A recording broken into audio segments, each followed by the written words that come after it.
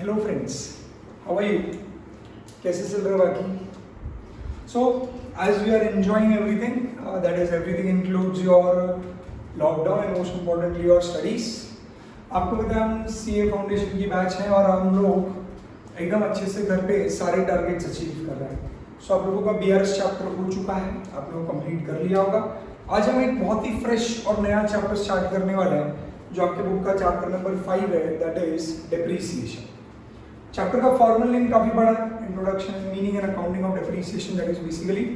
But हम यहाँ पर डिप्रीसिएशन डिटेल में पढ़ना स्टार्ट करेंगे। अब मैं 2-3 डिस्क्लेमर पहले ही देना चाहूंगा शुरू करने से पहले। Whenever we study depreciation, जब भी depreciation शब्द नाम आता है आपके ध्यान में, 11th स्टैंडर्ड का depreciation बच्चों को थोड़ा डराता था, क्योंकि depreciation नॉर्मली हमारे लिए बहुत इजी है। जब हम फाइनल अकाउंट्स का एडजस्टमेंट करते थे, किसी और चैप्टर में जब हम depreciation का एडजस्टमेंट करते थे, तो वो हमारे लिए काफी आसान था। सीधा एसेट की वैल्यू दी जाती थी, आपको परसेंटेज दे दिया जाता था, आप अपना परसेंटेज कैलकुलेट कर लेते थे, भाई 10% से डिप्रीशिएट करो, 20% से करो, आप माइनस कर देते थे, अपना काम हो जाता था।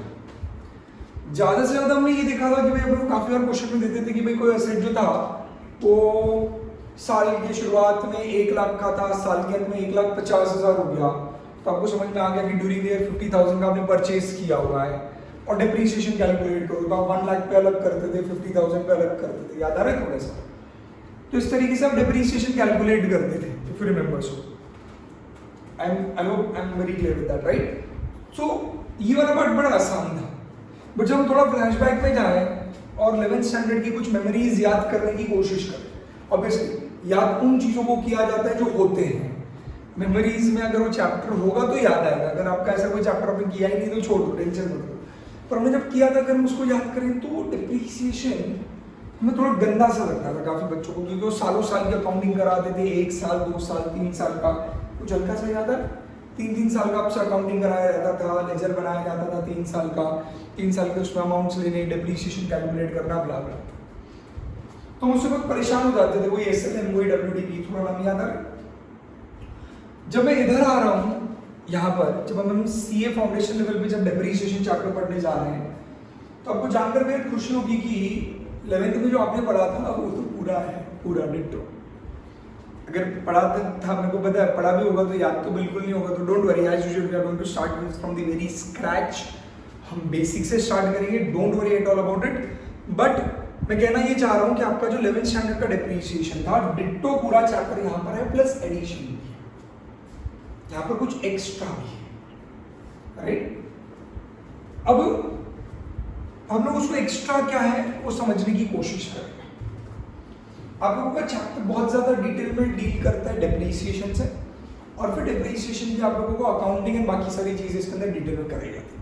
अब ये चैप्टर है काफी बड़ा इन द सेंस इसमें है कुछ बहुत सारा बड़ा। मैं लेंथ में नहीं कहूंगा, बड़ा मैं वैरायटी वाइज कहूंगा। इन शॉर्ट इस चैप्टर में आपको बहुत सारी वैरायटी पढ़नी पड़ेगी, तो छोटे छोटे काफी कंसेप्ट्स नए मिलेंगे, कुछ कंसेप्ट शायद आपको नए आज सीखने को मिलने वाले इस चैप्टर के अंदर, कुछ शायद रेपिटेटिव रहेंगे, बट इवन तो रेपिटेटिव रहेंगे तो आप उसके बारे में कुछ नया एंगल डेवलप करोगे उस कॉन्सेप्ट में। शायद आपने पहले जब पढ़ा था तो उसको उस नजरिए से नहीं देखा था, जब उसको अलग नजरिए से देखेंगे। है सब लोग? चलिए ध्यान गए, चल इधर देख जल्दी, है सब लोगों का ध्यान? पक्का? चलो, आज जब मैं डिप्रीसिएशन चैप्टर शुरू करने जा रहा हूँ तो आपको एक चीज पता होनी चाहिए कि जो डिप्रीसिएशन चैप्टर है उसके अंदर सबसे पहले आपने को डिटेल पढ़ना है। इस चैप्टर में जो पहला वाला मेरा पार्ट आएगा, मैं उसको पहला पार्ट दूं, तो पहला पार्ट हम बहुत डिटेल में थ्योरी पार्ट कवर करेंगे इस चैप्टर की। पहले एज आई सेड इस चैप्टर में बहुत सारी वैरायटी है, तो जैसे जैसे मैं नया नया कुछ सिखाता जाऊंगा, मैं बाजू में लिस्ट बनाता जाऊंगा कि ये हमने इस चैप्टर में पढ़ा हुआ है, हेडर्स बना दे। तो आप रजिस्टर पे पहला पेज छोड़ देना, पहला पेज हम लोग खुद होकर अपना कंटेंट लिखेंगे इस चैप्टर के अंदर कि इस चैप्टर में हमने एग्जैक्टली क्या क्या कंटेंट पढ़ा है। लास्ट में मैं आपको इस चैप्टर का पूरा ट्री बना के दूंगा, इस चैप्टर में क्या पढ़ा हुआ है कंटेंट वाइज, तो आपको एंड में लिखना है, बट पहला पेज आप सिर्फ कंटेंट के लिए छोड़ देना। पहला एरिया दैट इज जिससे मैं आज शुरू करूँ, दैट इज इंट्रोडक्शन, या जिसको मैं शॉर्ट में करूँगा पूरा थ्योरेटिकल एरिया इस चैप्टर का। स्टार्ट करें इंट्रोडक्शन से। बेटा जब मैं डिप्रीसिएशन की बात कर रहा हूँ, डिप्रीसिएशन की, तो क्या प्रॉब्लम होता है डिप्रीसिएशन के अंदर? क्या सबने ये टर्म सुना है कभी लाइफ में, डिप्रीसिएशन, राइट? अब हम सबसे पहले आना चाहेंगे डिप्रीसिएशन के बारे में थोड़ी थ्योरी पढ़ना चाहेंगे, राइट। हमने अकाउंटिंग में तो सुना ही है, डिप्रीसिएशन के डेफिनेशंस भी हमने बहुत सारे सुने, पर एक बार हम वापस डिप्रीसिएशन का डेफिनेशन फटाक से रिवाइज कर लेते हैं। अब जब भी मैं डिप्रीसिएशन की बात करूं तो डिप्रीसिएशन में सवाल आता है डिफाइन करने की, जब बात किया जाए तो पहला पॉइंट आता है कि डिप्रीसिएशन के बारे में कहाँ लिखा गया है। तो बड़ा इंटरेस्टिंग सा कॉन्सेप्ट है, समझें। डिप्रीसिएशन के बारे में जो आपको थ्योरी मिलती है, डिप्रीसिएशन के बारे में जो रूल्स और रेगुलेशंस हैं वो दिए गए हैं अकाउंटिंग स्टैंडर्ड 10 के अंदर। अब अगर काफी बार आप पुरानी कोई बुक देखोगे या पुराने किसी लोगों से बात करोगे तो वो बोलेंगे कि आपको डिप्रीसिएशन के बारे में दिया गया अकाउंटिंग स्टैंडर्ड 6 में, बट अब ऐसा करेक्ट नहीं है। अकाउंटिंग स्टैंडर्ड 6 अप्रैल 2016 के बाद डिलीट हो चुका है। ये स्टैंडर्ड डिलीट कर दिया गया अकाउंटिंग स्टैंडर्ड 6, और अकाउंटिंग स्टैंडर्ड 6 जो पुराना होता था उसका नाम होता था डिप्रीसिएशन अकाउंटिंग। डिप्रीसिएशन से रिलेटेड एक अलग से स्टैंडर्ड हुआ करता था पहले, अकाउंटिंग स्टैंडर्ड 6। बट अब अकाउंटिंग स्टैंडर्ड 6 जो डिप्रीसिएशन से रिलेटेड था वो डिलीट कर दिया गया है, और उसका पूरा कंटेंट उठा के कहां डाल दिया गया है, अकाउंटिंग स्टैंडर्ड 10 के अंदर। ये मैंने इंट्रोडक्टरी लेक्चर में भी डिस्कस किया था। तो अकाउंटिंग स्टैंडर्ड 10 जिसका नाम है प्रॉपर्टी प्लांट एंड इक्विपमेंट, उसको हम अब प्यार से नाम देंगे पीपीई। अकाउंटिंग स्टैंडर्ड का नाम 10 का नाम है प्रॉपर्टी प्लांट एंड इक्विपमेंट, तो हम उसको क्या बोलते हैं, पीपीई। तो जो अकाउंटिंग स्टैंडर्ड 10 है, इन शॉर्ट हम इसको नॉर्मल भाषा में क्या बोलते हैं, किससे डील करता है, फिक्स्ड एसेट से रिलेटेड। ये आपका अकाउंटिंग स्टैंडर्ड शॉर्ट में हम उसको अपनी लोकल भाषा में, भले वो टेक्निकली करेक्ट नहीं है पर लोकल भाषा में उसको फिक्स एसेट कहते हैं, क्योंकि पहले अकाउंटिंग स्टैंडर्ड का नाम फिक्स एसेट हुआ करता था। मतलब शॉर्ट एंड स्वीट, पहले क्या होता था, पहले के जमाने में accounting standard 6 used to deal with depreciation and accounting standard 10 का नाम था अकाउंटिंग फॉर फिक्स्ड एसेट। ऐसे आपके दो अकाउंटिंग स्टैंडर्ड पहले हुआ करते थे। फिर जब नया अमेंडमेंट है 2016 में, तब क्या किया गया, अकाउंटिंग स्टैंडर्ड 6 को डिलीट कर दिया गया, पूरी तरीके से हटा दिया गया, और अकाउंटिंग स्टैंडर्ड 10 को रिवाइज किया गया। रिवाइज किया गया मतलब उसको चेंज किया गया, अल्टर। अपनी सिंपल लॉ की भाषा में बोलूं तो उसमें अमेंडमेंट आया। अमेंडमेंट किसमें अमेंडमेंट आया, अकाउंटिंग स्टैंडर्ड 10 में, और अकाउंटिंग स्टैंडर्ड 6 डिलीट होकर उसका पूरा कंटेंट अकाउंटिंग स्टैंडर्ड में डाला गया, और अकाउंटिंग स्टैंडर्ड 10 में भी कुछ अमेंडमेंट्स लाए, और उस अमेंडेड अकाउंटिंग स्टैंडर्ड का नया नाम अब है property plant and equipment, which includes concept regarding fixed assets plus all rules regarding depreciation. तो अब डिप्रीसिएशन के लिए अलग से अकाउंटिंग स्टैंडर्ड नहीं रहा, डिप्रीसिएशन के जो भी रूल्स एंड रेगुलेशंस हैं वो सारे कहां इंक्लूड करा दिए गए, अकाउंटिंग स्टैंडर्ड 10 में। Is that very clear? तो अब से हम जो भी थ्योरी पढ़ने वाले इस चैप्टर के अंदर, जितने भी थ्योरी पढ़ेंगे, कुछ रूल्स पढ़ेंगे हम लोग, वो सब कुछ किसके अंदर लिखा गया, उसके लिए कोई लॉ कोई एक्ट नहीं बनाया गया, उसके लिए अकाउंटिंग स्टैंडर्ड 10 बनाया गया है जो हमें कहेगा। Is that very clear?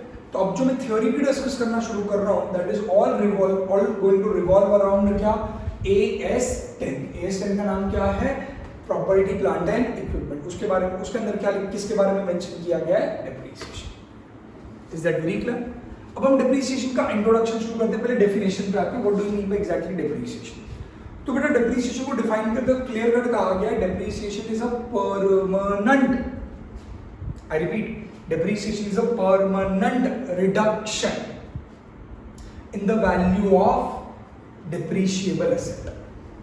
अब एक एक करके समझे पहला वर्ड डिप्रीसिएशन के डेफिनेशन में पहला वर्ड दिया गया है, इट्स अ, पहला फीचर उसका है, इट्स अ परमानेंट रिडक्शन। जब मैं कहता हूं कि कोई एसेट डिप्रीशिएट हो रहा है, जब मैं कहता हूं जैसे मशीनरी डिप्रीशिएट हो गई, फर्नीचर डिप्रीशिएट हो गया, मोटर कार डिप्रीशिएट हो गया, आपको पता है लैंड एंड बिल्डिंग भी डिप्रीशिएट होता है। तो जब मैं कहता हूं कि कोई एसेट डिप्रीशिएट हो रहा है, तो वो जो डिप्रीसिएशन हो रहा है उसका आपको सबको पता है, डिप्रीसिएशन मतलब वैल्यू में फॉल आना, वैल्यू कम होगी। बट टेक्निकली हम कौन से रिडक्शन की बात कर रहे हैं, परमानेंट रिडक्शन। आ रहे समझे? जैसे क्या शेयर्स में डिप्रीसिएशन आता है, क्या इन्वेस्टमेंट में डिप्रीसिएशन आता है? The answer is no. क्यों? क्योंकि शेयर्स की जो वैल्यू कम होती है, it's not a depreciation, try to understand, it is known as fluctuation. There is a huge difference between depreciation and मतलब परमानेंट रिडक्शन एंड क्या, फ्लक्चुएशन। फ्लक्चुएशन को मैं बोल सकता हूं क्या है, टेम्पररी रिडक्शन है। क्यों? क्योंकि आज वैल्यू कम होगी कल वापस बढ़ जाएगी, जैसे शेयर्स की वैल्यू आज कम हुई कल बढ़ जाएगी, परसों वापस गिरेगी, क्या भरोसा। जैसे लॉकडाउन की वजह से, कोरोना वायरस की वजह से मार्केट बहुत जबरदस्त गिरा, 43,000 पे जो सेंसेक्स ट्रेड हो रहा था अप्रोक्सीमेटली, वो गिरकर सीधा 28, 29, 30,000 पे आके रुक गया। तो जब हमारा शेयर मार्केट इतना बुरी तरीके से गिरा तो शेयर्स की भाव कम हो गए।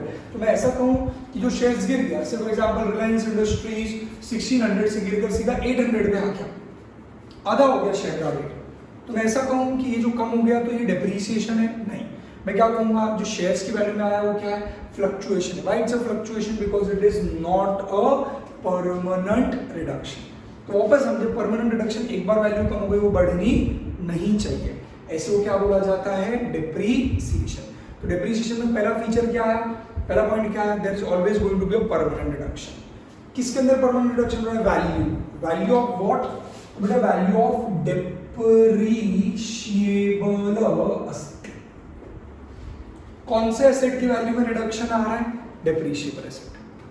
अब आपको समझना है व्हाट इज डेप्रीशिएबल एसेट। बेटा ट्राई टू अंडरस्टैंड। आज तक आप लोगों ने फिक्स्ड एसेट्स को दो, मतलब अगर आपको याद होगा तो फिक्स्ड एसेट्स को सबसे पहले अगर आपको याद होगा तो आपने एसेट्स को क्लासिफाई किया होगा, कभी किया एसेट्स को क्लासिफाई? एक होते हैं फिक्स्ड एसेट्स, एक होते हैं, बोल रहे जल्दी बोल, क्या होता है फिक्स्ड एसेट्स का दूसरा टाइप? शाबाश, क्या था? Current asset. ये तो पता था, बता तीसरा टाइप बता दे, मजा आ जाएगा। अरे बता ना तीसरा टाइप, तीसरा क्या था ना? Fictitious asset, right. तो आप normally fix assets, sorry assets को किस तीन टाइप में डिवाइड करते थे? तो आई होप सबको पता है। Assets were initially classified as fixed assets, current assets और फिक्टिशियस एसेट, ऐसे क्लासिफाई किया क्या कभी अपन ने? तो एसेट्स को हम फिक्स्ड एसेट्स, करंट एसेट्स और फिक्टिशियस एसेट्स में क्लासिफाई करते थे। अब जब अपन फिक्स्ड एसेट्स के नीचे आते थे तो नॉर्मली अपन उसको टैंजिबल, इंटैंजिबल करके क्लासिफाई करते थे, याद है राइट? पर अब 2 मिनट के लिए मैं फिक्स एसेट्स को 2 टाइप में यहाँ पे अलग तरीके से क्लासिफाई कर रहा हूँ। मैं कह रहा हूँ फिक्स एसेट्स में be classified as depreciable and non depreciable asset. अब अकाउंटिंग स्टैंडर्ड कहता है कि और fix assets can be further classified into depreciable and non depreciable. देखो समझे, जब मैंने आपको कहा कि depreciation is a permanent reduction in the value of depreciable asset, तो आपके मन में एक सवाल आएगा, सर ये तो चीटिंग है, हमने तो 11th में सुना है depreciation is a permanent reduction in the value of fixed asset. तो मैं आपको कह रहा हूं नाराज ना हो, मैं बात फिक्स्ड एसेट्स की कर रहा हूं, बट फिक्स्ड एसेट्स को फर्दर क्लासिफाई किया डेप्रीशिएबल और नॉन डेप्रीशिएबल। मतलब समझ लें, क्या डेप्रीशिएशन करंट एसेट्स पे लग सकता है? नो। क्या डेप्रीशिएशन फिक्टिशियस एसेट्स पे लग सकता है? ना। डेप्रीशिएशन किसके ऊपर अप्लाई हो रहा है? फिक्स्ड एसेट पे। फिक्स्ड एसेट्स की वैल्यू में जो गिरावट आएगी उसी को डेप्रीशिएशन कहा जाएगा, इसमें कोई दो राय नहीं। पर फिक्स एसेट्स को 2 मिनट के लिए अपने क्लासिफाई कर दिया, कौन सा? Depreciable and non depreciable. अब कौन से? अब इसका ये मतलब हो गया कि हर एक फिक्स एसेट्स की वैल्यू में परमानेंट रिडक्शन नहीं आता। मतलब कुछ ऐसे फिक्स एसेट्स हैं जिसके ऊपर डेप्रीशिएशन नहीं लगता। आप ही बोल दो, एकदम सही जवाब। क्या जवाब दिया? वाह, फटाक से आंसर है। क्या आंसर है बेटा तेरा? नॉन डेप्रीशिएबल एसेट में क्या क्या एग्जांपल्स आते हैं तेरे को ही पता है। नॉर्मल एग्जांपल क्या आता है? लैंड। लैंड क्या फिक्स एसेट है? यस। पर क्या वो डेप्रीशिएबल है? नहीं, क्योंकि लैंड की वैल्यू कभी भी कम होती है क्या? नहीं। अपन ने इकोनॉमिक्स में क्या क्या भारी भरकम फीचर पढ़े। Land is an indestructible nature's gift, याद है? It includes everything on, above, below, याद है? सब वही सब बड़े बड़े पढ़े थे अपने लैंड के आ रहे हैं, राइट? तो लैंड आपका कौन सा एसेट है बेटा? Non depreciable. क्या वो फिक्स एसेट है? यस, बट फिक्स एसेट में उसको डेप्रीशिएशन लगता नहीं। इसलिए अगर मैं वो लाइन कहूँ, क्या लाइन कहूँ कि depreciation is a permanent reduction in the value of fix asset, तो लाइन गलत हो जाएगी, क्योंकि फिक्स एसेट्स के अंदर कुछ ऐसे भी एसेट है जिसके ऊपर डेप्रीशिएशन नहीं आता। इसलिए हमने उसको प्रॉपर डेफिनेशन में क्या डाला? It is a permanent reduction in the value of which asset? Depreciable asset, which is nothing but the type of fix asset. Non depreciable asset में बेटा और एक एग्जांपल मैंने आपको बहुत बार बैचेस में दिया हुआ, दैट इज लाइफ स्टॉक। अरे लाइफ स्टॉक, अरे अरे अरे आपकी बात नहीं कर रहा, जानवरों की बात कर रहा हूं। अरे life stock, I hope you remember what is life stock. Life stocks are nothing but the animals. इसमें थोड़ा सा मैं डिस्कशन करना चाहूंगा, बहुत मजेदार मसाला पूरी यहां पर लेते हैं। अगर समझ 2 मिनट के लिए, अगर मेरा पोल्ट्री फार्म है, अगर मेरे पास पोल्ट्री फार्म है तो मतलब जो चिकन है वो लाइफ स्टॉक है। अगर मैं मीट डीलर हूं, मीट, राम राम राम, गंदे गंदे एग्जाम्पल लेने पड़ते, मैं प्योर वेज हूँ बाबू, अरे जनेऊधारी ब्राह्मण हो रहे नहीं, बट क्या करना है, पढ़ाने के लिए बोलना पड़ता है सर, भगवान माफ करे। बट फॉर एग्जाम्पल कोई मीट डीलर है, मीट, कोई भी एनिमल का मीट में डील करता है, तो क्या उसके लिए वो एनिमल लाइफ स्टॉक है? आपने क्या पढ़ा है आज तक? लाइफ स्टॉक मतलब एनिमल। अब हर बार लाइफ स्टॉक मतलब एनिमल ही दिमाग में लेके बैठते हो, एकदम बड़ा मजेदार। देखो सीए लेवल पे जब आप अकाउंट्स पढ़ रहे हो, ये लेवल की मैच्योरिटी होनी चाहिए जो मैं भी डिस्कस कर रहा हूँ, इतना आपको सोचना पड़ेगा बेटा। वापस आ जाओ, अगर कोई इंसान हैन चिकन को काट के बेचता है, कोई मीट में डील कर रहा है, या कोई इंसान है, उसके लिए पहले मुझे बताओ क्या वो पर्टिकुलर एनिमल लाइफ स्टॉक है? Answer is no. हाँ सही सुन रहे, 3 बार बोलो, नो। वो उसके लिए लाइफ स्टॉक नहीं है, वो उसके लिए गुड्स है, गुड्स। और गुड्स का बचा हुआ स्टॉक उसके लिए स्टॉकिंग ट्रेड है, ट्रेड। तो उसके पास अगर 31 मार्च को कोई एनिमल उसके गोडाउन में, उसके प्रीमाइसेस में पड़े, तो वो एनिमल जो उसके प्रीमाइसेस में पड़े हुए 31 मार्च को, वो उसके लिए क्या है बेटा? बोलना जल्दी, उसके लिए क्या है? गुड्स है, गुड्स। और गुड्स उसके लिए क्या है बेटा? करंट असेट्स है। कुछ समझ में आ रहा है मैं क्या बोल रहा हूँ? जो उसके पास पड़े हुए वो क्या है? उसके गुड्स है, और गुड्स उसके लिए क्या है बेटा? करंट असेट्स है। समझ रहे हैं? कुछ लॉजिक समझ में आ रहा है? मैं लाइफ स्टॉक मतलब उनकी बात कर रहा हूं जो हमारे लिए क्या है बेटा? फिक्स्ड असेट्स है, फिक्स असेट्स। फर्क समझ बेटा, आपने ये बेसिक चीज पढ़ी है क्या? अगर कोई इंसान कंप्यूटर खरीदता बेचता है, तो क्या कंप्यूटर उसके लिए फिक्स असेट बन गया? नहीं, उसके लिए कंप्यूटर क्या है? गुड्स है। और 31 because is a dealer in computer, और 31 मार्च को उसका जो भी कंप्यूटर पड़ा रहेगा वो उसके लिए स्टॉक है, स्टॉकिंग ट्रेड कहते हैं, और that will be the current asset for. हो रहा है क्या? बट अगर मेरा बिजनेस कोई और है और उसमें मैं मैन्युफैक्चरिंग बिजनेसमैन हूं और मेरे पास कंप्यूटर अगर पड़ा है, तो कंप्यूटर मैं यूज कर रहा हूं, आई होप यू अंडरस्टैंड। तो मेरा क्या बन गया? फिक्स। करंट एसेट्स, जब मैं आपसे करंट एसेट बोल रहा हूं, मैं स्टॉक की बात कर रहा हूं। स्टॉक मतलब वो चीजें जो आप खरीदते हो, क्यों? बेचने के लिए। फिक्स एसेट वो चीजें होती है जो आप खरीदते क्यों बेटा? यूज करने के लिए। क्या ये हमने बेसिक्स में डिस्कस किया हुआ? तो जो चीज मैं खरीदता हूँ यूज करने के लिए, वो मेरा फिक्स एसेट्स है। जब मैं लाइफ स्टॉक को फिक्स एसेट के अंदर क्लासिफाई कर रहा हूं, जब मैं लाइफ स्टॉक को फिक्स एसेट की बिरादरी में ले रहा हूं, तो मेरे लिए कौन सा लाइफ स्टॉक फिक्स एसेट है? तू बोलना बेटा, कौन सा लाइफ स्टॉक मेरे लिए फिक्स एसेट है? वो लाइफ स्टॉक मेरे लिए फिक्स एसेट है जो क्या है मेरे लिए? एसेट में जिसको मैं यूज कर रहा हूं। समझ 2 मिनट के। अगर मेरा डेयरी फार्म है, डेयरी फार्म, भाई अपन दूध निकाल के डेली बेचते हैं, तो मेरे पास जो भैंस, गाय, बकरी जिनका अपन दूध निकाल के बेच रहे हैं, वो मेरे लिए लाइफ स्टॉक है, वो एसेट है, क्योंकि मैं उसको यूज करके बिजनेस कर रहा हूं।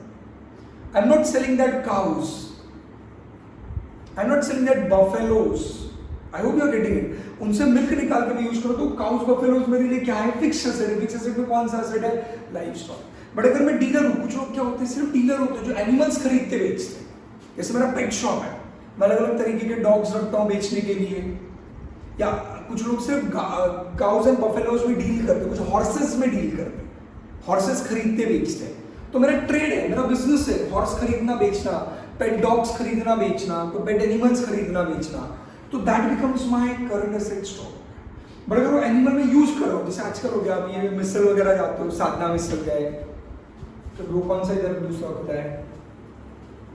ओ आमची माणसे, राइट, वही। हाँ बस अभी लिस्ट मत दे, मेरे को पता है। हाँ सर, ये टाइप में मिसल की बात मत निकालो, बहुत बुरा लगता है। हाँ सॉरी, वो दुखती नस पे अतर करने के लिए आई एम सॉरी। बट एक जो आजकल की जो मिसल वाले आ गए साहब, जो हुआ करते थे, हमने तो अभी टाइम हो गया देखा भी नहीं, तो जो मिसल वाले हुआ करते थे, अगर आपको पता होगा, तो आपने देखा लोगों ने आजकल बाजू में वो पूरे ऐसे जानवर रख रहे हैं, अलग अलग तरीके के एनिमल्स रखते हैं आप लोगों को एंटरटेन करने के लिए। उनको पता नहीं उनके पास वेटिंग रहेगा, तो वेटिंग करते रहो, क्या करने का, टाइम पास करने के लिए आपके लिए एनिमल्स रख दिए बाजू में। इवन आप काफ़ी जगहों पे जाते हो तो बड़े बड़े 5 स्टार्स होटल में अलग अलग तरीके के फिश टैंक्स होते हैं, उसमें महंगी महंगी फिशेस रखी जाती हैं अंदर। काफ़ी जगहों पे आप देखोगे रिसोर्ट्स वगैरह में जाते हो तो रिसोर्ट्स वाले ऐसे एनिमल्स छोड़ देते हैं एरिया के अंदर अपने, कुछ अलग अलग तरीके के, देखा है ऐसा कहीं पे। तो ये सब एसेट्स उनके लिए क्या है बेटा, लाइफ स्टॉक है। क्यों लाइफ स्टॉक है उनके लिए, क्योंकि आप उनको क्या करने वाले हैं, यूज करने वाले हैं। Am I very clear? तो मैं यहाँ पे किन की बात कर रहा हूँ, पहली बात तो करंट एसेट्स पे डिप्रिसिएशन कभी लगता है क्या, नहीं। और वो जानवर जो जिसको मैं खरीद बेच नहीं रहा, जिसको मैं बिजनेस में यूज कर रहा हूँ, उसके ऊपर भी कभी वो एसेट है क्या, पहली बात, हाँ फिक्स एसेट है क्या, हाँ उसके ऊपर भी कभी भी डिप्रिसिएशन लगेगा क्या, नहीं। So this falls under the category of non depreciable asset. Clear? बढ़ूँ आगे, ध्यान दे रहे हैं हर कोई। तो मैं क्या कह रहा था बेटा, असेट्स में एक असेट होता है फिक्स एसेट्स, फिक्स एसेट में एक होते हैं डिप्रिशिएबल और नॉन। तो नॉन डिप्रिशिएबल के मैंने आपको दो मेजर एग्जांपल दे दिए, बाकी सारे एसेट आपको पता है डिप्रिशिएबल एसेट में आते हैं। और डिप्रिशिएबल एसेट की लिस्ट बड़ी लंबी है, बता दो चलो फटाक से गिना मेरे को कौन से होते हैं। Plant and machinery, yes. फिर फर्नीचर फिटिंग्स, यस। फिर मोटर व्हीकल, मोटर ट्रक्स वगैरह आ गया। फिक्सचर्स आ गए, फर्नीचर फिक्सचर्स आ गए। इलेक्ट्रिकल फिटिंग्स आ गए, सुना है सब लोग? तो ये सारे एसेट्स सिर्फ बेटा कौन सा कैटेगरी में आ गए, डिप्रिशिएबल लाइन में, प्लांट एंड मशीनरी वगैरह। डन। एक और एक मसाला पूरी ले लेते हैं बेटा, लैंड और लैंड एंड बिल्डिंग के बीच में। सॉरी, लैंड और लैंड एंड बिल्डिंग के बीच में आपको पता है land is a non depreciable asset, but जब आप लैंड एंड बिल्डिंग की बात करते हो तो it falls under the depreciable category. Basically जब आप लैंड एंड बिल्डिंग की बात कर रहे हो तो डिप्रिसिएशन पता है किस पे लगता है, बिल्डिंग पे। मतलब मेन मेरा डिस्कशन क्या है समझें, land is never going to be depreciated but building is a depreciable asset. अब काफी बार बच्चों के मन में इसमें भी डाउट आता है, sir how you can say that building is a depreciable asset? क्योंकि हम बोलते हैं लैंड की वैल्यू कभी कम होती है क्या? नहीं, 99% लैंड की वैल्यू कभी कम नहीं होती है। देखो देयर आर सर्टेन सिचुएशंस जहां पर लैंड की भी वैल्यू कम होती है, पर वो एक्सट्रीम केसेस है। तब तक हम लोग लैंड के ऊपर डिप्रिसिएशन नहीं निकालते, हम लैंड को हमेशा नॉन डिप्रिशिएबल पकड़ते हैं। पर वो एक्सट्रीम एक दो केसेस है जहां पे लैंड के ऊपर भी कभी कभार डिप्रिसिएशन लिया जा सकता है, एक्सट्रीम केसेस के अंदर, एकदम ऐसे अजीब से जो कभी कभार होंगे, जो शायद कभी होंगे नहीं। जैसे लैंड कभी भी आप देखोगे, अब जो भी लैंड आपके एरिया का रहेगा सालों साल उसकी वैल्यू बढ़ती रहती है। लैंड को आप एक्सट्रैक्ट करो, उसको खोदो, उसके अंदर से कुछ निकाल लो, उसके ऊपर कचरा आ जाए, लैंड के ऊपर जंगली झाड़ डेवलप हो जाए, कोई फर्क नहीं पड़ता, लैंड की वैल्यू कम होती नहीं, ये तो हमको पता है। But there are certain absurd extreme cases है जहाँ पे लैंड की वैल्यू कम होती है। जैसे फॉर एग्जाम्पल, भाई मेरा लैंड था, हर साल उसकी वैल्यू बढ़ी रही है, जितना पुराना होता जा रहा है लैंड की वैल्यू बढ़ी रही है। पर हुआ क्या, एग्जैक्ट मेरे लैंड के एडजेसेंट बाजू में दीवार लगाकर गवर्नमेंट ने नया गार्बेज डंपिंग डेपो बनाया। मेरा लैंड था, नासिक म्युनिसिपल कॉर्पोरेशन ने एग्जैक्ट मेरे लैंड के बाजू का लैंड खरीदा और वहां पे गार्बेज डंप करने का लैंड बना दिया। अब होता है ये है कि वहां पे गार्बेज डंप होता है रेगुलरली। अभी मेरे एग्जैक्ट लैंड के बाजू में garbage, I hope you understand, जहाँ पे गार्बेज डंपिंग एरिया है वो एरिया वन स्टिंक करता है, बास आती है। अब ऑब्वियसली मेरे लैंड की वैल्यू गिर गई। भाई मेरा लैंड था, उसके बाजू में कोई फैक्ट्री सेटअप हो गई या उसका फैक्ट्री का वेस्ट वहां पे जमा होना चालू हो गया, तो वेस्ट आने की वजह से उधर की एयर पोल्यूट हो गई, आजू बाजू की सॉइल पोल्यूट हो गई, जो हजार्डियस है, केमिकल्स हैं, तो लोग शायद मेरे लैंड को लेने के लिए तैयार नहीं। तो बेटा ऐसे कभी कभार केसेस आएंगे जब लैंड की वैल्यू कम होगी और तब हम लैंड पे डिप्रिसिएशन चार्ज करेंगे, तब हम करेंगे डिप्रिसिएशन। बट वो एक्सट्रीम केसेस है, हम वो केसेस को अज्यूम करके हर बार लैंड पे डिप्रिसिएशन नहीं चार्ज करते। हम हमेशा आपसे क्या बोलेंगे, लैंड क्या है बेटा, हमेशा नॉन डिप्रिशिएबल एसेट है, लैंड पे कभी भी डिप्रिसिएशन नहीं लगता। पहला पार्ट क्रिस्टल लिख लिया। दूसरा पार्ट, अब आप बोलोगे लैंड पे डिप्रिसिएशन नहीं लगता, ये समझा सर, पर बिल्डिंग पे डिप्रिसिएशन लगता है, ये आप कैसे कह सकते हैं? क्योंकि हम तो देखते हैं कि जो बिल्डिंग है, बिल्डिंग मतलब जब बिल्डिंग की बात करो तो बिल्डिंग के अंदर शॉप, बिल्डिंग के अंदर फ्लैट, बिल्डिंग के अंदर ऑफिस, बिल्डिंग के अंदर गोडाउन भी आ गया। Whenever I am using the word building, building means building, shop, office, godown, everything आ गया। That is constructed structure को building किया गया। तो आप देखोगे सर मेरा ऑफिस था, मेरा गोडाउन था, मेरा शॉप था, आज से 5 साल पहले लिया था, 5 साल बाद उसकी वैल्यू और बढ़ रही होता, वो तो कभी कम नहीं हो रही। तो आप कैसे कह रहे हो बिल्डिंग डिप्रिशिएट होती है? अब समझने की कोशिश करें, बिल्डिंग की वैल्यू सच में डिप्रिशिएट होती है। क्योंकि जब मैं वर्ड यूज करता हूँ बिल्डिंग, आप समझें, आप बोलते हो सर बिल्डिंग की वैल्यू डिप्रिशिएट नहीं होती। जैसे फॉर एग्जांपल आपने बोला सर मैंने एक ऑफिस लिया था, ऑफिस बाय किया था 5 लाख का, 10 साल बाद आफ्टर 10 इयर्स आप बोलोगे सर वो ऑफिस हो गया 25 लाख का। तो सर ये मेरा ऑफिस की वैल्यू जो थी, जो बिल्डिंग का पार्ट है, वो 5 लाख से 25 लाख हो गया, तो काहे का डेप्रिसिएशन था। अब तू 2 मिनट समझ, जब तू बोल रहा है बिल्डिंग 5 लाख से 25 लाख हो गया, तेरा ऑफिस 5 लाख से 25 लाख हो गया, 2 मिनट समझ, ये जो 5 से 25 पहुंचा है ना, ये इंक्रीमेंट के अंदर बिल्डिंग की वैल्यू उल्टा कम हुई है, ये इंक्रीमेंट लैंड की वैल्यू की वजह से हुआ है। क्योंकि जब तू बिल्डिंग बोलता है तो बिल्डिंग के अंदर भाव बिल्डिंग का नहीं होता, बिल्डिंग के नीचे के लैंड का भी प्राइस होता है। शॉर्ट एंड स्वीट, जब तू कोई चीज खरीदता है, दोनों basics example, when you buy a chocolate तो 10 रुपए का डेयरी मिल्क बाय करता है, तो तू 10 रुपए का डेयरी मिल्क बाय करता है, डेयरी मिल्क के अंदर का चॉकलेट का भी तू पैसा देता है, ऊपर के रैपर का भी तू पैसा देता है ना। वैसे जब तू ऑफिस खरीदता है या तू बिल्डिंग खरीदता है पूरी की पूरी, या कोई शॉप खरीदता है, कोई गोडाउन खरीदता है, तो जो प्राइस में तू खरीदता है, तो प्राइस जैसे 5 लाख रुपीज में जब मैंने ऑफिस खरीदा हुआ है, प्राइस जो मैंने पे किया, इसमें वो स्ट्रक्चर का भी पैसा है, वो जो ऑफिस खड़ा किया रहेगा उसमें जो सीमेंट, ईंट, बाकी चीजें, प्लम्बिंग मटेरियल जो लगा रहेगा, उन सब का भी पेमेंट दिया, प्लस उस ऑफिस के नीचे के लैंड का भी तो पेमेंट दिया। जैसे फॉर एग्जाम्पल एक बिल्डिंग बनाई गई, उस बिल्डिंग में समझो 100 ऑफिस है, तो लैंड का जितना भी कॉस्ट रहेगा वो बिल्डर 100 ऑफिस में डिवाइड करेगा। तो उस 100 ऑफिस में से अगर मैंने एक ऑफिस खरीदा, तो मेरे ऑफिस का जो मैंने प्राइस पे किया, उसके अंदर थोड़ा पोर्शन मैंने किसके लिए पे किया, नीचे दिए गए लैंड के लिए, और बाकी का पोर्शन किसके लिए पे किया, वो कंस्ट्रक्टेड स्ट्रक्चर के लिए, भिंती, दीवार, ऊपर की बाकी सारी चीजों के लिए पे किया, टाइल्स नीचे का सब उसके लिए पे किया। तो ये जो ऊपर का जो कंस्ट्रक्टेड मटेरियल है, ये जितना पुराना होगा उतना वो डेप्रिशिएट होगा। बिल्डिंग मटेरियल हमेशा डेप्रिशिएट होता है। आपका जो प्राइस, जो 5 लाख का ऑफिस जो 25 लाख पहुंच गया है, ये क्यों बढ़ा है? क्योंकि नीचे जो लैंड है उसका भाव बढ़ रहा है, तो नीचे का लैंड का भाव बढ़ेगा तो ऑटोमेटिकली ओवरऑल प्रोडक्ट का भी तो मार्केट रेट बढ़ेगा। तेरा प्लास्टिक का अगर रेट बढ़ गया, डेयरी मिल्क के रैपर का अगर महंगा होना चालू हो गया, प्लास्टिक जिससे रैपर बनता है समझो, तो ऑटोमेटिकली डेयरी मिल्क का तो भी प्राइस बढ़ेगा ना। उसके अंदर का चॉकलेट बढ़ने का में भी रीजन ना हो, बट बाहर का रैपर बढ़ रहा है तो ऑटोमेटिकली प्राइस भी तो बढ़ेगा। लिंक समझ में आ रहा है? तो when you can see in your real life, your buildings, your offices, your shops, your home, your godowns, इन सब के प्राइसेस बढ़ रहे हो, अल्टीमेटली नीचे के लैंड की वैल्यू बढ़ रही है, बट वो बिल्डिंग की वैल्यू कम होती है। आप इसको प्रूव कर सकते हो। जैसे मैं कह रहा हूँ मेरे ऑफिस का आज समझो 10 साल बाद आज प्राइस 25 लाख रुपए है, पर 2 मिनट समझ, एग्जैक्टली मेरे बाजू में एक नई बिल्डिंग बनी, न्यू बिल्डिंग, वहां पर भी एक ऑफिस है, एग्जैक्टली मेरे साइज का ही ऑफिस है, एग्जैक्टली मेरे फ्लोर जितने फ्लोर पर, समझ मेरा सेकंड फ्लोर है तो वहां पर भी सेकंड फ्लोर पे सेम डायरेक्शन में सेम तरीके का ऑफिस है, मेरे जितना ही साइज का ऑफिस है, तो क्या उसका भी प्राइस 25 लाख रहेगा? आंसर इज नो, उसका प्राइस ज्यादा रहेगा, क्योंकि उसमें जो बिल्डिंग मटेरियल यूज किया गया वो नया है। मेरी बिल्डिंग 10 साल पुरानी हो गई तो उसकी अंदर जो मटेरियल है उसकी वैल्यू कम हो गई। कुछ समझ पा रहे हो क्या? तो बिल्डिंग के ऊपर भी क्या लगता है? डेप्रीसिएशन लगता है।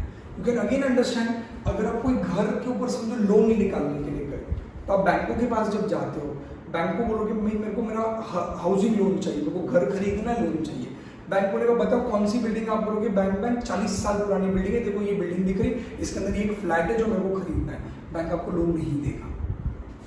क्यों? क्योंकि बैंक के हिसाब से 30 to 35 ईयर्स बाद डिप्रीशिएट हो के, आपकी लॉजिक समझता है, डिप्रीशिएट हो के बिल्डिंग की वैल्यू 0 हो जाती है।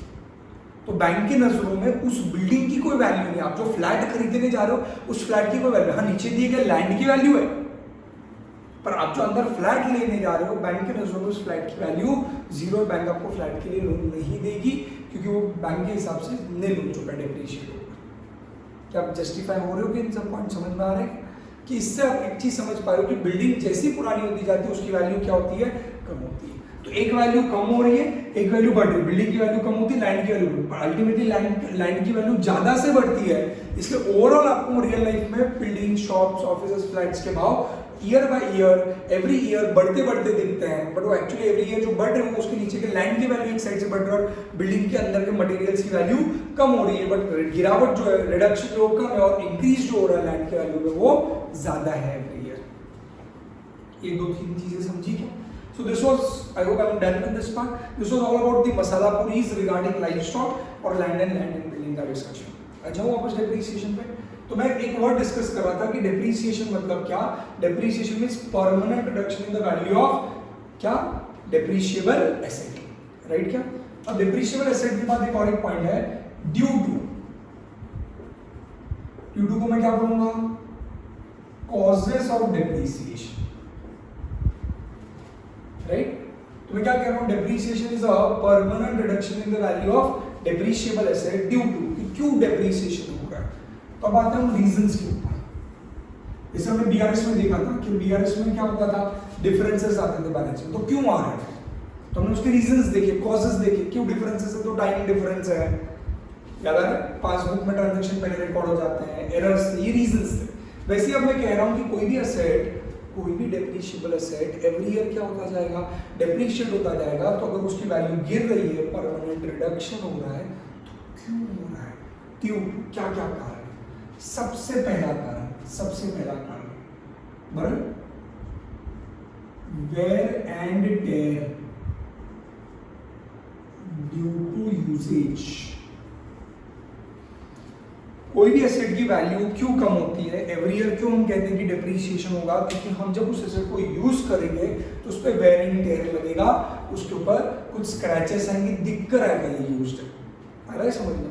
अगर आप एसेट लेते हो और वो एसेट यूज करते हो तो यूज होने के बाद वो एसेट की क्या होती है, वैल्यू डे बाय डे कम होती है, क्योंकि वो पूरा ना होना चाहता है। यूज करोगे तो वैल्यू, जैसे फॉर एग्जांपल आपने नया मोबाइल फोन लिया, अब आपने नया मोबाइल फोन एक साल यूज किया, एक साल बाद उसके ऊपर थोड़े स्क्रैचेस आएंगे, थोड़ा दिक्कत आएगा, कलर फेड होगा। फॉर एग्जांपल आपने नई बाइक ली, एक साल हो गया यूज कर रहे, एक साल से, तो गाड़ी एक साल यूज होने के बाद धीरे धीरे उसका कलर थोड़ा फेड होगा, स्क्रैच आएगा आपके, जैसे आप जुम जुम जुम जुम चलाओगे होता ना कुछ हो, फिर काफी जुम जुम करते जुम हो जाता है, गिर गए, डैमेज आता है गाड़ी के ऊपर, वो दिख के आएगा, तो कुछ चीजें दिक्कत आ जाती है। तो ऑब्वियसली अब यूज करोगे तो उसके बाद वेयर एंड टेयर आएगा, तो उसकी वैल्यू क्या हो जाएगी, गिरेगी, बट वापस कैसे गिरेगी, permanently, there will be a permanent reduction. बढ़ू आगे, श्योर। बड़ा दूसरा कारण जो होता है, ये बड़ा इंटरेस्टिंग है, that is passage of time. आप जब एसेट को यूज करते हो, तो डेप्रिसिएशन आता ही है, बट काफी बार पैसेज को वर्ड दिया है एफ्लक्शन, आपके बुक में उसको कहा जाता है एफ्लक्शन। समझ में आ रहा है, एक होता है यूजेज, एक होता है एफ्लक्शन, मतलब पैसेज ऑफ टाइम, बराबर। अब होता क्या है, जब आप यूज करते हो तो कम होता है, बट जब पैसेज ऑफ टाइम, सिर्फ एग्जांपल आपने क्या लिया, नया मोबाइल फोन लिया, बराबर, आपने 6 महीने तक बॉक्स में से बाहर ही नहीं निकाला, क्या उसकी वैल्यू कम होगी, आप ही बताएं। आपने नई गाड़ी खरीदकर गाड़ी को आपने पार्किंग लॉट में रख दिया, आपकी बिल्डिंग के, आपके बंगलों के, पड़ी हुई, आपने यूज ही नहीं की गाड़ी, 6 महीने तक ऐसी ही पड़ी है गाड़ी, क्या उसकी वैल्यू कम होगी? Answer is yes. क्यों?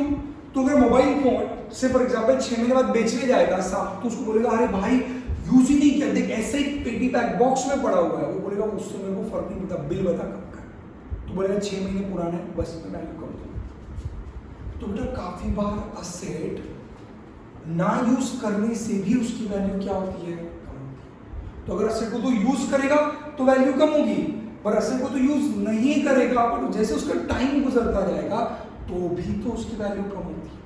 इसलिए इसे कभी मत समझना, क्योंकि घड़ी का कांटा जैसे आगे जाता जा रहा है, जैसे कैलेंडर के पन्ने बदलते जा रहे हैं, आपके असेट की वैल्यू कम होगी और 100% होगी।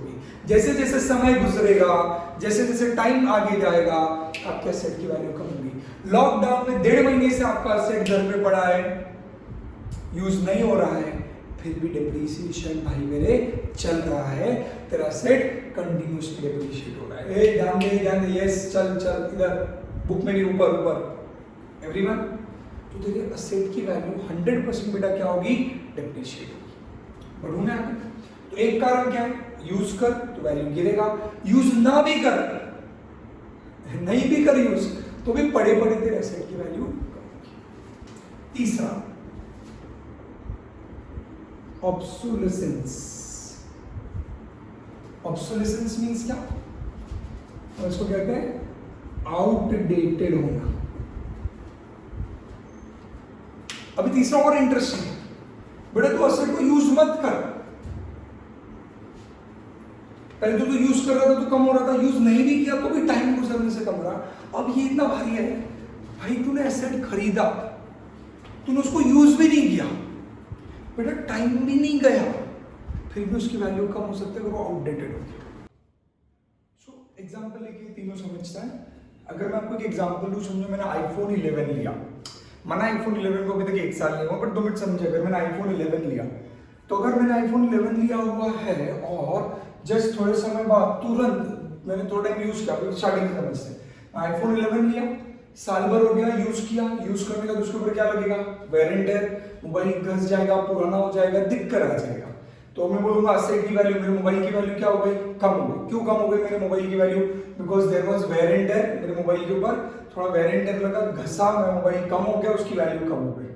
दूसरा रीजन क्या हो सकता है, पैसेज ऑफ टाइम। मैंने मोबाइल खरीदा, iPhone 11 as it is box में रखा, मैंने निकाला ही नहीं, समय हो गया उसको, महीना निकल गया, 2 महीना हो गया, 6 महीना हो गया, मैं उसके बाद जब बेचने जाऊंगा तो सामने वाला क्या बोलेगा, भाई तेरा मोबाइल 6 महीना पुराना है, मैं उतनी प्राइस तेरे को नहीं दूंगा, मेरे मोबाइल की वैल्यू कम हो गई। क्यों कम हो गई? बिकॉज मैंने यूज किया गया नहीं, passage of time, efflux of time हो गया।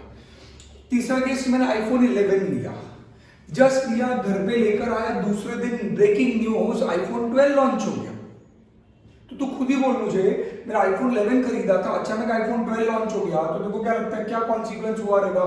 मेरा ऑटोमेटिकली एसेट क्या हो गया, आउटडेटेड हो गया, ऑब्सोलीट हो गया, पुराना हो गया, और पुराना हो जाने की वजह से उसकी वैल्यू कम हो गई। इधर तक सबको समझ में आ रहा है? समरी निकाले अभी तक क्या हुआ है हमारा, हम लोग क्या पढ़ रहे हैं, हम लोग डेप्रीसिएशन पढ़ रहे हैं। हम लोग डेप्रीसिएशन में ये पढ़ रहे थे, सबसे पहले हमने देखा कि डेप्रीसिएशन जो रहता है वो क्या है, वो परमानेंट रिडक्शन है। कौन से किसके अंदर का परमानेंट रिडक्शन है? डेप्रीशिएबल एसेट के अंदर का परमानेंट रिडक्शन है, which is nothing but a part of fix asset. है क्या सब मेरे साथ? Depreciation, right? क्या हम कह रहे हैं कि डेप्रीसिएशन जब मैं पढ़ रहा हूं तो depreciation is not equivalent to क्या, फ्लक्चुएशन। फ्लक्चुएशन अलग चीज होती है, डेप्रीसिएशन अलग चीज होती है। तो डेप्रीसिएशन किस पे लगता है? सिर्फ डेप्रीशिएबल एसेट पे। क्यों? तो हम वजह देख रहे हैं, उसके पीछे की एक वजह क्या हो सकती है, वेयर एंड टेयर, एक वजह क्या हो सकती है, पैसेज ऑफ टाइम, एक जो वजह हो सकती है आउटडेटेड होना, ऑब्सोलीट होना। इधर तक हर कोई मेरे साथ है? बढ़ू मैं आगे? पक्का वाला? डन? बेटा अगला रीजन जो हो सकता है तेरे एसेट के अंदर डेप्रीसिएशन आने का, अगला रीजन आ सकता है एसेट की वैल्यू गिरने का। समझ 2 मिनट के लिए। अगला रीजन में जो तेरे को यहां पे लिखता हूं मैं, जो अगला रीजन आ सकता है वो क्या आएगा तेरा बेटा, एक्सीडेंट से होने वाला डैमेज। तेरे को नहीं लगता कल जाके अगर तेरे एसेट में क्या हो गया, एक्सीडेंट हो गया, अगर कहीं पर आपकी गाड़ी थी, राइट, क्या उसको एक्सीडेंट हो गया, डेंट आ गया गाड़ी के ऊपर, कहीं पर कोई पार्ट भरा, ठीक है आप रिपेयर कर लोगे डेफिनेटली, बट फिर कहीं ना कहीं वो एक्सीडेंट होने की वजह से आप बोल सकते हो रिपेयर करने का तो एसेट शायद पूरा उतने जैसा नहीं होगा। या इवन तू बोलेगा चल ठीक है सर मैंने पूरा स्पेयर पार्ट ही चेंज कर लिया, तो ठीक है एक बार शायद दिखने को एसेट नहीं दिखेगा, बट कहीं ना कहीं अगर थोड़ा माइनर सा डैमेज है, कुछ है एक्सीडेंट होने की वजह से, स्पेशली ऊपर वेयर एंड टेयर यूजेज की वजह से, आप समझे 2 मिनट के लिए, यहाँ पे वेयर एंड टेयर मैं एक्सीडेंट की वजह से बोल रहा हूँ। देखो मैं वापस समझा रहा हूँ, ऐसा जरूरी नहीं है कि किसी एसेट के वैल्यू पे डिप्रीसिएशन लगने के पीछे ये सारी वजहें एक साथ एप्लीकेबल होंगी। It is not at all necessary. सारे एसेट के ऊपर के डिप्रीसिएशन के लिए हर एक रीजन एप्लीकेबल होगा, ऐसा जरूरी नहीं है। आपको समझना एक चीज, अगर एसेट का डिप्रीसिएशन कैलकुलेट करते ऐसा भी हो सकता है कि कोई एक ही रीजन हो, या मेरे अगर फॉर एग्जांपल मेरी गाड़ी की वैल्यू कम हो गई, तो गाड़ी की वैल्यू कम होने के पीछे शायद एक ही वजह हो सकती है, that is wear and tear, शायद बाकी वजह ना हो। I hope you are getting it, right? These are our reasons. It is not necessary that in a particular case all reasons will be applicable simultaneously. तो अगर मेरी गाड़ी का फॉर एग्जांपल एक्सीडेंट हो गया, तो एक्सीडेंट होने की वजह से भी मेरे एसेट की वैल्यू क्या हो सकती है, कम हो सकती है, क्योंकि डैमेज दिख कर आ जाता है। अगर आप रिपेयर भी करोगे तो उसका इफेक्ट कहीं ना कहीं कॉन्सिक्वेंसेस रहते ही हैं। तो ऐसा हो सकता है कि मैंने नई गाड़ी खरीदी, जस्ट लिया, और उसके बाद क्या हो गया, वो आउटडेटेड नहीं हुआ, बट उसका एक्सीडेंट हो गया, उसकी वैल्यू क्या हो गई, कम हो गई। मोबाइल खरीदा आईफोन 11, बड़े प्यार से हम संभाल रहे थे, खेल रहे थे, और फिर अचानक गिर गया, तो क्या हो गया, हमें समझ रहा हूँ, मतलब वो होने के अपना जब सुना लगेगा, राइट? क्या उसका एक स्क्रीन है, आपको इतने वैल्यू में जाएगा जहाँ पे 2 फोन आ जाएंगे आपका, राइट। ऐसा गिर गया, समझो स्क्रीन में नहीं फूटा, पर इतना बुरा नहीं सोचते हैं, बट थोड़ा बहुत उसके ऊपर स्क्रैच आ गया, कुछ गड़बड़ हो गया, दिक्कत आ जाएगा कि आपका एसेट क्या है, डैमेज है। तो डैमेज ड्यू टू क्या हो सकता है, एक्सीडेंट्स। ये भी एक वजह है आपकी एसेट की वैल्यू कम होने के बीच में, राइट। अभी आगे की जो 2 वजह है ना, पहले मैं उसका नाम लिखूंगा, फिर हम उसका एक अलग से एक्सप्लेनेशन लेंगे, फिर उसके ऊपर डिटेल में आएंगे। तो मैं क्या कहना चाह रहा हूँ, आपके ग्रुप में हमने पढ़ा कि डिप्रीसिएशन किन वजहों से होता है। फ्रेंकली स्पीकिंग, ये मेन ये 4 वजह की डिप्रीसिएशन के पीछे। बट 2 मिनट के लिए मैं और 2-3 पॉइंट्स लिखता हूँ, फिर हम सबको एक साथ समझाता हूँ। बेटा डिप्रीसिएशन में और एक वर्ड यूज किया जाता है, डिप्लीशन। क्या बोला वर्ड मैंने, क्या बोला, क्या यूज होता है, डिप्लीशन। एसेट की वैल्यू कम होने के पीछे एक वजह डिप्लीशन भी हो सकता है। सर डिप्लीशन क्या होता है, तो depletion is applicable on wasting assets. Sir एक तो डिप्लीशन पहले नहीं समझाया आपने, आपने दूसरा वर्ड दे दिया वेस्टिंग एसेट, ये भी तो समझो, दोनों पढ़ेंगे आराम से, रुक जाओ, just give me a minute, I am going to. फिर और एक चीज आती है डिप्रीसिएशन के अंदर, that is nothing but amortization. काफी लोगों को सुना हुआ लग रहा होगा कहीं पर, राइट। अमोर्टाइजेशन सुना लग रहा है क्या कहीं पर? चलो ये दोनों पढ़ेंगे, डिप्लीशन भी समझाता हूं, अमोर्टाइजेशन भी समझाता हूं। अब ये कॉन्सेप्ट समझने के लिए हम लोगों को 2 मिनट के लिए पहले फिक्स एसेट्स को रीडिफाइन करना पड़ेगा। मैं फिक्स एसेट्स को वापस समझाता हूं 2 मिनट के लिए। बेटा हमने पहले कैटेगरी समझी थी, आपने पहले डिस्कशन किया, मैंने रब कर दिया बाद में यहाँ पर। आपने कैटेगरी अगर आपको याद होगा तो हमने पढ़ा था असेट्स।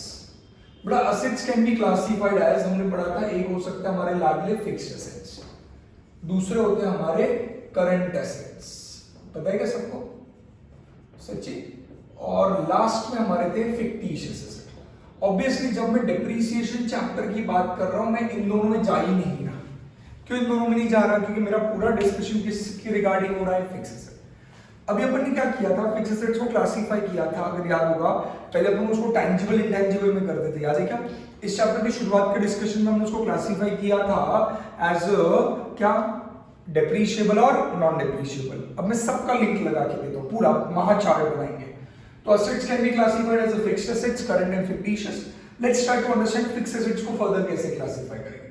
तो बेटा मैं fixed assets को आगे और classify करता हूँ। बराबर, fixed assets को मैं पहले लेता हूँ tangible assets में, ठीक है। एक tangible assets आया, एक intangible assets आया, ये तो सबको पता होगा, आई होप सबको पता है। intangible assets मतलब गुडविल, पेटेंट, ट्रेडमार्क, कॉपीराइट्स, वो असेट्स जिसको हम देख नहीं सकते, जिसको हम टच नहीं कर सकते, ऐसे असेट्स को अपन ने नाम क्या दिया है, इनटैंजिबल असेट्स, सच्ची। और बेटा जो लास्ट एक और एक कैटेगरी में यहां पर ऐड कर रहा हूं, वेस्टिंग एसेट्स। एक नई कैटेगरी में यहां पर ऐड कर रहा हूं, वेस्टिंग एसेट्स। सर ये क्या होते हैं, एक एक करके आते हैं। पहले आप सबको पता है टैंजिबल एसेट्स वो होते हैं जिसको मैं देख सकता हूं, टच कर सकता हूं। आज तक आपका building, plant and machinery, land हो गया, फर्नीचर फिक्सचर्स हो गए, व्हीकल्स, मोटर वैन्स हो गए, air conditioners and electrical fittings, computers, right. क्या ये सारी चीजें कहाँ गई आपकी, टैंजिबल में। इंटैंजिबल पेटेंट, ट्रेडमार्क, कॉपीराइट्स, ये सारी चीजें क्या हो गई, इंटैंजिबल एसेट्स, ये सबको पता है। Last thing, what is wasting asset? बेटा आराम से समझ, वेस्टिंग एसेट्स मतलब वो एसेट्स जो एक दिन आप कंज्यूम कर उसको एक्सटिंग्विश हो जाएंगे, वो एक दिन, कंज्यूम नहीं कहूंगा मैं, कहूंगा जिसको आप लोग एक्सट्रैक्ट करोगे तो वो एक दिन एक्सटिंग्विश हो जाएंगे। बेटा वेस्टिंग एसेट्स वो एसेट्स होते हैं जो एक दिन खत्म हो जाएंगे। सर ऐसे कैसे, हर एक चीज एक दिन खत्म हो, 2 मिनट समझ आराम से। बेटा वेस्टिंग एसेट्स मतलब सिंपल भाषा में बोलूं तो नेचुरल रिसोर्सेस। तेरे नेचुरल रिसोर्सेस मतलब क्या, समझो मेरे पास एक जमीन थी, उस जमीन के अंदर मेरे पास एक जमीन थी, जिस जमीन के अंदर एक बार हमने कुछ काम करने के लिए, फॉर एग्जांपल गार्डनिंग करने के लिए, या कल जाकर हमने सोचा वहां पे हमें बंगलो कंस्ट्रक्ट करना है मेरी जमीन पे। तो कंस्ट्रक्ट करने के लिए जब हमने खोदना शुरू किया तो हमने जैसे थोड़ा थोड़ा डिग करना शुरू किया, हमको पता चला कि हमारी जमीन के नीचे तो कोल माइन है, कोयले की खान, कोयला काला है, मगर हाँ जो भी, बट द थिंग वाज जब मैंने एसेट नीचे जमीन खोदना चालू किया तो मुझे पता चला मेरी जमीन के नीचे कोल माइन है, कोल मिला बहुत सारा, बोला यार ये तो कोल माइन है, कोयले की खान है जमीन के नीचे पूरी। तो वो जो कोयले की माइन है, समझ 2 मिनट के लिए, that is also an asset. Now, my dear friends, I would like to clarify one very important point at this juncture itself that land एक अलग एसेट है और लैंड के अंदर की कोल माइन एक अलग एसेट है। वापस समझ 2 मिनट के लिए, लैंड की वैल्यू अलग है और उसके अंदर की कोल माइन की वैल्यू अलग है। अच्छे से समझ 2 मिनट के लिए। मतलब मैं क्या कहना चाह रहा हूँ, तेरी जो कोल माइन है नीचे की कोल माइन, वो एक अलग एसेट है। तो कल जाकर अगर मैं किसी को बेचता हूँ वो जमीन, तो मैं समझे 2 मिनट के लिए, मैं जब अगर कल जाके मैं तो चलो यार ये जमीन में बेच देता हूँ, तो जब मैं जिसको बेचूंगा तो उससे मैं कौन सी प्राइस लूंगा, एक लैंड की भी प्राइस लूंगा और एक उसके अंदर के कोल माइन की भी तो प्राइस लूंगा ना। मेरे को तो कंसिडरेशन दोनों के लिए मिलेगा। क्या आप लॉजिक समझ पा रहे हो? दो अलग एसेट है। अगर किसी और लैंड पे एग्जैक्ट मेरे लैंड के बाजू वाले लैंड के नीचे समझो कोल माइन नहीं है, ऊपर वाले ने भी क्या खूब सोच के बनाया था कि एग्जैक्ट मेरे जमीन के नीचे ही कोल माइन खत्म हो गए। समझ में आ रहा है क्या? पर तू 2 मिनट समझना, एग्जैक्ट मेरे बाजू वाले लैंड के नीचे कोल माइन नहीं है, तो देखो अगर वो लैंड बेचेगा बाजू वाला मेरा, उसको उतना प्राइस नहीं मिलेगा जितना मुझे मिलेगा, क्योंकि मुझे प्राइस मिलते वक्त कौन सी 2 प्राइस मिलेगी, लैंड की भी प्राइस मिलेगी, उसके नीचे की कोल माइन की भी प्राइस मिलेगी।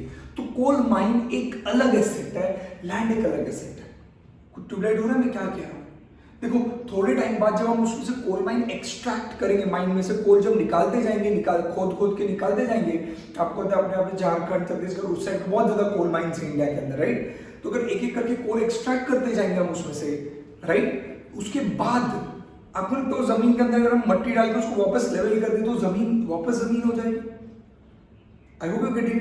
तो कोल माइन एक अलग एसेट है, लैंड एक अलग एसेट है, पर जो कोल माइन वो एक दिन एक्सटिंग्विश, एक दिन खत्म हो जाएगा। आप जब उसको एक्सट्रैक्ट करते जाओगे एक दिन जाकर लैंड नहीं खत्म होने वाला, लैंड इंडिस्ट्रक्टिबल है, आपको ही पता है, पर उसके नीचे का कोल माइन एक दिन एक्सट्रैक्ट होके एंड हो जाएगा। That's why both are different assets and that coal mine is said to be a wasting asset. Language समझ पा रहे हैं मैं क्या बोल रहा हूँ? आई hope you with me. Wasting asset हो गया, क्या आप मेरे साथ है? वैसे और क्या एग्जांपल्स आएंगे वेस्टिंग एसेट्स के अंदर? कोल माइन हो गया, आपके जमीन के नीचे गोल्ड माइन मिली आपको, सोना, अरे क्या बात है, तो किसी का गोल्ड माइन है। फिर आपको नेचुरल रिसोर्सेज में और पता रहेगा तो आपके जमीन में मार्बल, ग्रेनाइट का माइन रहता है। फिर काफी आपकी जमीन के ऊपर छोटा सा एक आधा टेकड़ी टाइप है, पहाड़ टाइप है, जिसको आप क्रश करके उसमें से सॉइल बनाते हो, सैंड बनाया जाता है जो कंस्ट्रक्शन वर्क में काम आता है, वो भी आपका एक एसेट है। और आपकी नॉर्मल जमीन, क्योंकि कल जाके आप जब उस पहाड़ को पूरी तरीके से क्रश करके उसको पूरी तरीके से सॉइल में कन्वर्ट करोगे, स्टिल जमीन is that basic land is going to exist and it is going to bear a consideration. क्या आप मेरी लैंग्वेज समझ पा रहे हो? तो गोल्ड माइन हो गया, कोल माइन हो गया, नेचुरल गैस, ऑयल वगैरह के तेल के कुएं हैं, भले यहाँ पर पॉसिबल नहीं है, बट अरब कंट्रीज वगैरह में देखते हो तेल का कुआं होना is also an asset for them, right? जमीन अलग होगी, उसके नीचे तेल होना इज अ डिफरेंट एसेट। तो जो अलग से तेल है, ग्रेनाइट मार्बल की माइन है, कोल माइन है, गोल्ड माइन है, आपके पास कुछ पहाड़ वगैरह अलग से, ये सारे एसेट्स को क्या बोला जाता है? Wasting asset. And please try to understand these assets are different from basic land which is a tangible asset. तो ब्राइट हो रहा है कुछ? वेस्टिंग एसेट सबको समझ में आ रहा है? तो वो भी मेरा एक एसेट है। क्लियर है क्या? इधर तक सबको समझा? और अब मैं ये जो अपना था कौन सा टैंजिबल एसेट्स, इसको फर्दर 2 पार्ट में क्लासिफाई करना चाहूंगा। वो टैंजिबल एसेट्स को हमने 2 पार्ट में कौन से क्लासिफाई किया? एक था अपना डेप्रीशिएबल एसेट्स और एक को मैंने क्या बोला? Non depreciable asset. पूरा पिक्चर क्लियर हो रहा है क्या? मैं क्या बोल रहा हूँ? फिक्स एसेट्स में पहले एसेट्स कौन सा आएंगे? टैंजिबल। दूसरे कौन सा आएंगे? इनटैंजिबल। तीसरा क्या आएगा? वेस्टिंग। और जो हमने लास्ट लेक्चर में मतलब प्रीवियस डिस्कशन में जो कवर किया था कि फिक्स एसेट्स जो है हमारे, उसमें एक डेप्रीशिएबल था, एक नॉन डेप्रीशिएबल था। याद आ रहा है सबको? नॉन डेप्रीशिएबल हमने क्या डिस्कस कर लिया था? अपना क्या आता था? लैंड आता था, लाइफ स्टॉक आता था, राइट?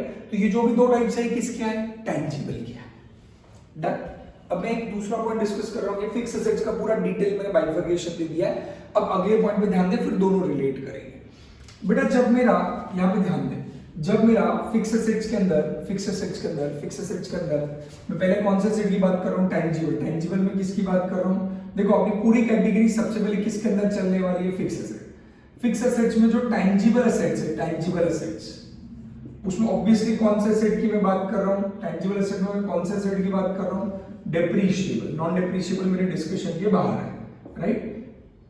इसकी वैल्यू में आराम से समझ में क्या बोल रहा हूं बेटा, जो टैंजिबल एसेट है मेरा, उसकी वैल्यू में अगर कभी रिडक्शन आता है, परमानेंट रिडक्शन आता है, तो उसको हम कहते हैं डेप्रीसिएशन।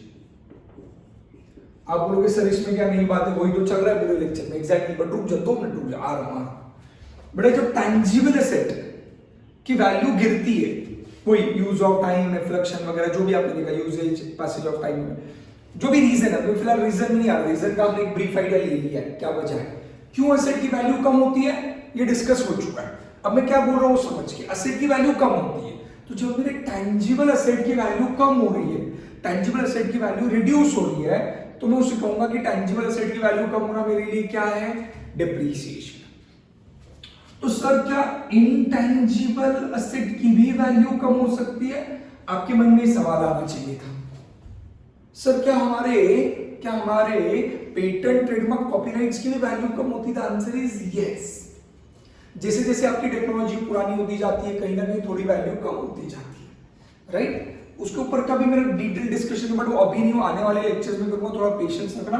बट एक चीज समझे, इंटेंजिबल एसेट की भी वैल्यू कम होती है, दे ऑल्सो रिड्यूस, उनकी वैल्यू जो कम होती है। तो सर क्या इंटेंजिबल एसेट की वैल्यू कम होती है? तो आपने आधा अधूरा बताइए, इसके ऊपर बहुत सारा डिस्कशन है, और ग्रेजुअली में जब मैं गुडविल के ऊपर थोड़ा डिस्कशन करूंगा तब आऊंगा कि एग्जैक्टली कैसे कम होती है। जब हम लोग अगले लेक्चर में डेप्रिसिएशन की मेन वजह समझेंगे, और डिटेल बाकी अभी तक, ये मेन नहीं है, मतलब ये थ्योरेटिकल पार्ट है, बट अभी तक मेन लॉजिकल पार्ट बाकी है। जब मैं वो डिस्कस करूंगा तो मैं आपको लिंक लगा के दूंगा कि क्यों इंटेंजिबल एसेट्स की भी वैल्यू कम होती है। बट एक चीज समझिए, जैसे टैंजिबल एसेट्स को हम डिप्रिशिएट करते हैं, वैसे हम पेटेंट, ट्रेडमार्क, कॉपीराइट्स, गुडविल को भी डिप्रिशिएट करेंगे। सच्ची बोल रहा हूं, हम उसको भी करेंगे। पेशेंस रखना, उसके लॉजिक पे आऊंगा। तो सर जब उसको 2 मिनट क्यों करेंगे, उसके ऊपर 2 मिनट रुके, बट अगर करेंगे तो क्या, अगर मैं कहूं कल जाके मेरे पास एक 2 लाख रुपए का मैंने पेटेंट खरीदा किसी का, उसको 1 साल हो गया, 1 साल बाद क्या वो पेटेंट को मैं डिप्रिशिएट करूं? यस, द आंसर इज हाँ, करना है। पर सर फिर उसको डिप्रिसिएशन कहेंगे क्या? नहीं बेटा, है तो डिप्रिसिएशन ही, कमी होता है, बट हम उसको नाम देते वक्त नाम क्या देंगे? अमोर्टाइजेशन। मतलब इंटेंजिबल एसेट की वैल्यू जब कम होगी तो उसको डेप्रिसिएशन ही है, वो है तो डेप्रिसिएशन ही, उसमें एसेट कोई बहुत बड़ा डिफरेंस नहीं है डेप्रिसिएशन ही, बट बोलते वक्त, कहते वक्त हमने उसको नाम क्या दिया? इट्स नॉट अ डेप्रिसिएशन, उसे वर्ड क्या यूज करते हैं? Amortisation, which is under the heading of depreciation। बढ़ूं आगे, और जो तीसरा एसेट है वेस्टिंग एसेट, देखो मैंने इसके ऊपर वो तीनों लिस्ट आउट किए हुए हैं। जो वेस्टिंग एसेट है, अगर कल जाके मेरे वेस्टिंग एसेट को मैं यूज करूंगा, अब समझे 2 मिनट के, वेस्टिंग एसेट का लॉजिक बहुत इजीली कनेक्ट करेंगे, वो समझे। बेटा मेरी कोल माइन थी, देखो आज के डेट पे ना साइंस इतना डेवलप हो चुका है कि हम लोग इतना बता सकते हैं कि एक सर्वे से बता सकते हैं कि एक पर्टिकुलर जमीन के नीचे कितना क्वांटिटी ऑफ कोल माइन है। तो समझो मेरी जमीन, जब मेरे को पता चला कोल है उसके नीचे, तो मैंने कुछ लोगों को बुलाया जो सर्वे करने वाले लोग, तो उन्होंने सर्वे करके अंदर कुछ रिपोर्ट निकाल कर मुझे बताया चेक करके कि मेरी जमीन के नीचे समझो 2 लाख टन कोल है, 2 लाख टन क्वांटिटी कोल है नीचे। अब आपको लगता, अगर मैं जमीन को उसी दिन बेच दूं तो मैं एक प्राइस जमीन की लूंगा, एक प्राइस उसके नीचे के कोल माइन की मांगूंगा सामने वाले से। ये लॉजिकल है, मानता है? तो उसके बाद तेरे को नहीं लगता, दूसरा पॉइंट समझ, अगर मैंने 1 साल तक उसमें से थोड़ा थोड़ा कोल एक्सट्रैक्ट कर लिया, लॉजिक पॉइंट समझना मेरे को, थोड़ा थोड़ा मैंने कोल उसमें से एक्सट्रैक्ट कर लिया, तो जो कोल माइन की वैल्यू 1 साल पहले मिलने वाली थी उतनी 1 साल बाद मिलेगी क्या? The answer is no. क्यों? क्योंकि उसके अंदर का जितना कोल मैं एक्सट्रैक्ट करता जाऊंगा उतनी कोल की वैल्यू लेस होती जाएगी ना रे। रिमेनिंग माइन जो मेरे पास है, कोल माइन जो मेरे पास है, उसके अंदर जो बचा हुआ कोल है उसकी वैल्यू कम कम होती जाएगी, क्योंकि मैं उसको एक्सट्रैक्ट करता जा रहा हूं, उसमें से निकालता जा रहा हूं। लॉजिकल है, इजंट इट सो? भाई तूने एक सेलिब्रेशन का पैकेट खरीदा जिसमें 10 अलग अलग कैडबरीज हैं, चॉकलेट्स हैं, तो उन 10 चॉकलेट्स के मिला के price will be the price of that celebration ना। अगर कल जाके समझो कैडबरी कंपनी ने उसमें से कोई 2 चॉकलेट हटा दिए तो ऑटोमेटिकली जो नया पैक रहेगा उसकी वैल्यू कम हो जाएगी, क्योंकि उसके अंदर का कंटेंट कम हो गया ना। तो इसी तरह जब तेरे पास कोल माइन होती है, गोल्ड माइन होती है, तो जैसे जैसे उसको एक्सट्रैक्ट करता जाएगा उसकी वैल्यू क्या होती जाएगी? कम होती जाएगी। ये भी एक तरीके का क्या है? डेप्रिसिएशन है। समझ में आ रहा है क्या? पर मैं क्या कह सकता हूँ, क्या वो वेयर एंड टेयर की वजह से लगा? नहीं, क्या वो पैसेज ऑफ टाइम की वजह से वो कोल वेन की वैल्यू कम हो गई? नहीं। क्या वो आउटडेटेड हो गई इसलिए वैल्यू कम हो गई? नहीं। क्या एक्सीडेंट डैमेज हुआ? अभी के एग्जांपल है, मेरे एग्जांपल में नहीं, उसके लिए तो वैल्यू कम नहीं हुई है। तो क्या हो रहा है, मेरा एसेट क्या हो रहा है, डिप्लीट हो रहा है। क्या भी इंग्लिश वर्ड करेक्ट कर पा रहे? डिप्लीट होना मतलब धीरे धीरे कम होते जाना, खत्म होते जाना। इसीलिए जब वेस्टिंग असेट्स की वैल्यू कम होती है, और ऑब्वियसली उसके पीछे कम होने के पीछे जो मेजर रीजन है वो यही रहेगा कि आप उसमें से एक्सट्रैक्शन करते जाओगे, तो सिंस आपके वेस्टिंग असेट की वैल्यू कम होती जाएगी बिकॉज आप उसे एक्सट्रैक्ट कर रहे हो, उस कमी, उस रिडक्शन को क्या नाम दिया जाता है? डिप्रीशिएशन ही कहा जाता है। क्या नाम दिया जाता है? डिप्लीशन कहा जाता है। हम उसे डिप्लीशन के नाम से पुकारते हैं। मैं वापस कह रहा हूं, डिप्रीसिएशन कह लूं, अमोर्टाइजेशन कह लूं, डिप्लीशन कह लूं, बात एक ही है। तीनों एक ही चीज के मतलब आज के बाद इस चैप्टर में, इवन अकाउंटिंग स्टैंडर्ड 10 में हम यूजुअली जब भी डिप्रीसिएशन बोलते हैं तो इसका मतलब मैं अमोर्टाइजेशन की भी बात कर रहा हूं, डिप्लीशन की भी बात कर रहा हूं। मैं अभी इस चैप्टर में जब भी मेनली डिस्कशन करूंगा तो मैं तीनों का डिस्कशन कर रहा हूं। Whenever I use the word depreciation. समझ पा रहे हो क्या? तो जो मेरा मेन पॉइंट था कि डिप्रीशिएशन किस पे लगता है? फिक्स्ड एसेट्स पे। फिक्स्ड एसेट्स में कौन से एसेट्स पे लग रहा है? टैंजिबल, इंटैंजिबल और आप देख सकते हो वेस्टेज। ये तीनों किस कैटेगरी के अंदर आते हैं? Fixed assets. और ये तीनों की वैल्यू क्या होती है? कम होती है। फिक्स्ड एसेट्स में टैंजिबल एसेट्स की वैल्यू कम होने को क्या कहा जाएगा? डिप्रीशिएशन। इंटैंजिबल एसेट्स की वैल्यू के रिडक्शन को क्या कहा जाएगा? अमोर्टाइजेशन। और आपके वेस्टिंग एसेट्स की वैल्यू को कम होने को क्या कहा जाएगा? डिप्लीशन। इधर तक का ब्रीफ समझ में आ रहा है क्या? इफ यू वांट ये बाकी चीज आप इधर इतना पार्ट नोट कर सकते हो। बाकी का हम लोग नेक्स्ट लेक्चर में एक बार, और भी बहुत कुछ बाकी है इसके अंदर, हम लोग नेक्स्ट लेक्चर में कंटिन्यू करेंगे। डन क्या? तब तक के लिए have a nice time, bye bye.